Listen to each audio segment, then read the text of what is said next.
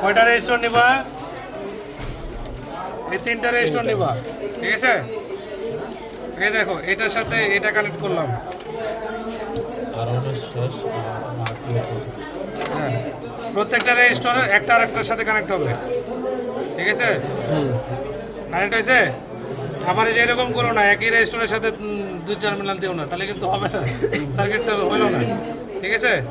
যেভাবে কানেক্ট করবো, দেখো এই রেজিস্টারের সাথে এই রেজিস্টার, এই রেজিস্টারের সাথে এই রেজিস্টার, হ্যাঁ। আর এইটা আমরা লাস্টেরটা গ্রাউন্ডে দিয়ে দিলাম, ঠিক আছে? আর ফার্স্টেরটা একটা অ্যামিটার হয়ে, যে ভোল্ট মিটার হয়ে, ভোল্টেজ সোর্স হয়ে অ্যামিটার হয়ে এই ফার্স্টেরটার সাথে কানেক্ট করে দিলাম। তাহলে এখানে আমরা এই কারেন্টটা পাবো। আর প্রত্যেক রেজিস্টরের উপরে আমরা কি করব? এই ভোল্ট মিটার কানেক্ট করব। তাহলে আমরা ধরো যে এটার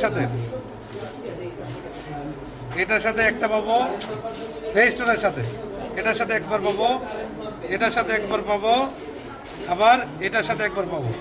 আর আমরা প্রথমে আবার ভোল্টেজগুলো চেক করে নেব, 3, 6, 9, 3-এর সময় একবার ডেটা নেব, 3-এর সময় আবার এই একইভাবে এখানে একটা, এখানে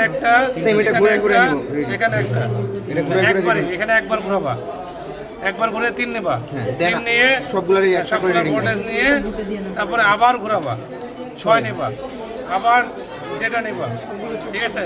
আবার 9 নিবা, ঠিক আছে? ক্লিয়ার? বুঝতে পারছি?